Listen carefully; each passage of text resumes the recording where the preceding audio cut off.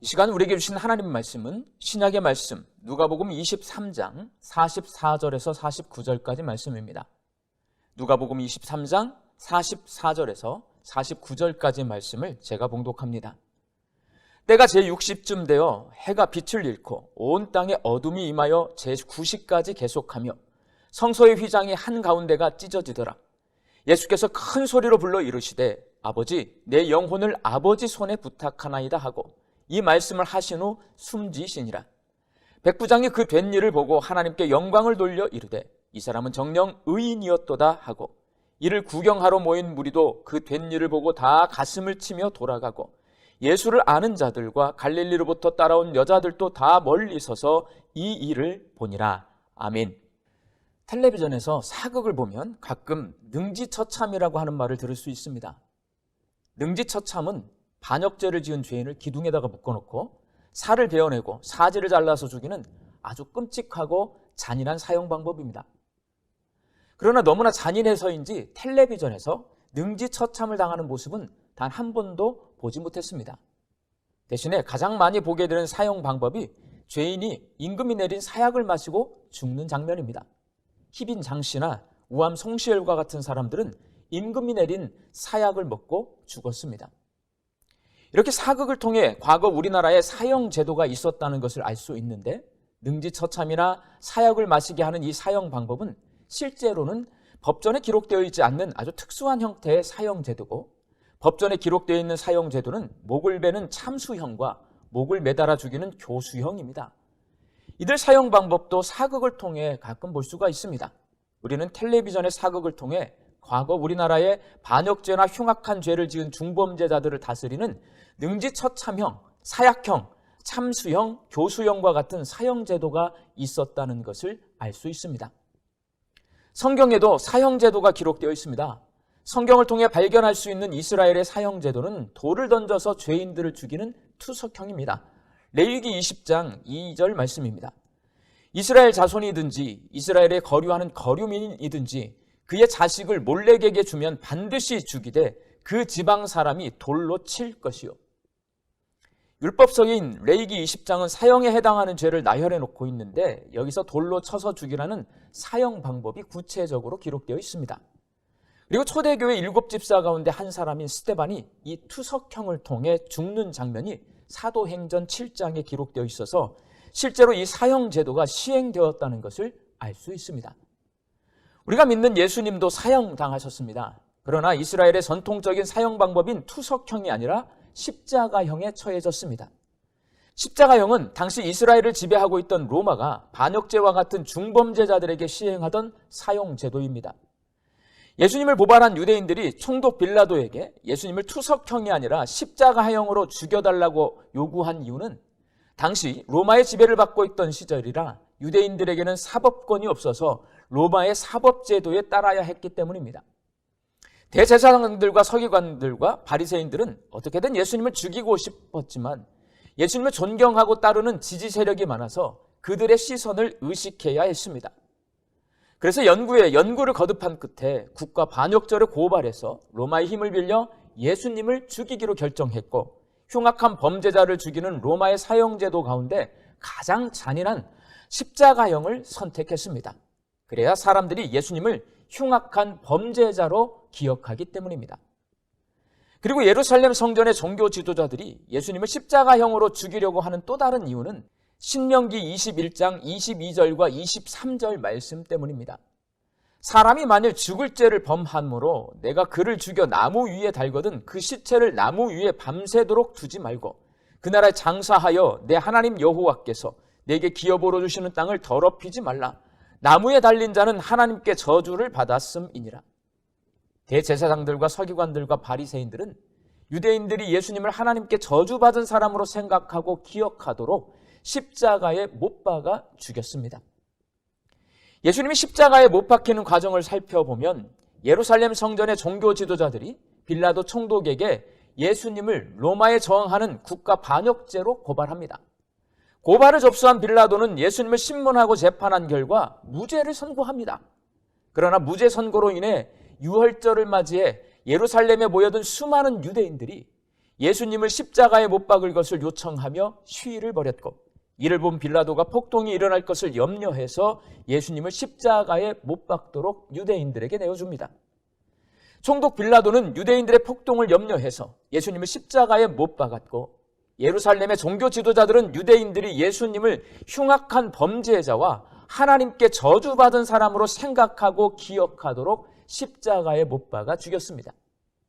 그러나 예수님은 하나님의 아들이십니다.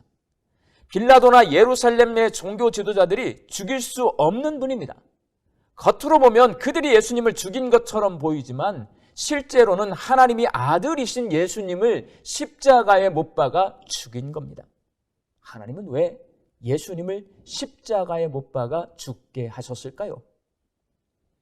사람들이 하나님께 얼마나 큰 죄를 지었는지를 깨닫게 하시기 위해 십자가에 못 박아 죽게 하셨습니다. 빌라도가 신문하고 재판에서 무죄를 선고한 것처럼 예수님은 죄가 없습니다. 하나님은 예수님께서 사람들이 지은 죄를 대신 짊어지고 십자가에서 죽게 하신 겁니다. 그런데 십자가형은 반역죄인을 처벌하는 아주 잔혹한 형벌입니다. 그래서 예수님께서 십자가에 못 박히신 것은 사람들이 하나님께 지은 죄가 바로 반역죄라는 것을 우리에게 말씀해 줍니다. 예수님 당시 반역죄는 로마 황제에게 대항하는 죄를 말합니다. 실제로 예루살렘의 종교 지도자들은 예수님이 로마 황제에게 세금을 내지 말라고 선동했다고 고발했습니다. 사람들이 하나님께 지은 반역죄는 왕이시고 주인이신 하나님을 왕과 주인으로 인정하지 않는 죄입니다. 하나님 대신 내가 왕 노릇하고 주인 행세를 하는 것이 바로 하나님께 범한 반역죄입니다. 그 죄는 참혹한 형벌인 십자가에 못 박혀서 죽을 만큼 아주 큰 죄입니다. 하나님께서는 사람들의 반역죄를 용서해 주시기로 작정하셨습니다. 그래서 하나님의 아들이신 예수님을 십자가에 못 박아 죽게 하심으로 사람들의 죄를 대속해 주셨습니다. 누가복음은 오늘 본문 44절에 이렇게 기록해 놓고 있습니다. 때가 제6시쯤 되어 해가 빛을 잃고 온 땅에 어둠이 임하여 제9시까지 계속하며, 여기서 6시는 낮 12시를 말하고 제9시는 오후 3시를 말합니다. 예수님은 오전 9시에 십자가에 못 박혀서 오후 3시에 숨을 거두셨습니다. 예수님은 유대인의 명절인 유월절에 예루살렘 성 인근에 있는 골고다 언덕에서 십자가에 못 박혀서 돌아가셨습니다. 유월절이 되면 유대인들은 예루살렘 성전에서 하나님 앞에 제사를 드립니다. 이스라엘의 역사가 요세푸스가 유월절에 25만 마리 정도의 양을 제물로 바친다고 기록해 놓고 있을 정도로 엄청난 규모의 제사가 예루살렘 성전에서 행해집니다. 그런데 제물로 바쳐질 양을 잡기 시작하는 그 시간이 바로 예수님이 숨을 거두신 오후 3시입니다. 유월절 오후 3시는 예루살렘 성전의 피비린내가 진동하는 시간입니다. 제사장은 양을 죽여서 받아낸 피를 제단에 뿌려서 속죄의 의식을 행합니다. 유대인들은 그렇게 짐승의 피로 속죄의 제사를 드림으로 예수님께 나아갈 수가 있었습니다. 누가복음은 속죄의 제물을 죽이는 오후 3시에 예수님이 십자가에서 숨을 거두셨다는 것을 기록해 놓음으로써 이제 짐승의 피로 속죄의 제사를 드렸던 시대가 끝이 나고 십자가에서 돌아가신 예수님의 대속의 죽음으로 하나님께 나아갈 길이 열렸음을 말씀합니다. 오늘 본문 45절 말씀입니다. 성소의 휘장이 한가운데가 찢어지더라. 성소의 휘장은 법궤가 놓여있는 지성소를 가리고 있는 높이 25m의 커튼입니다.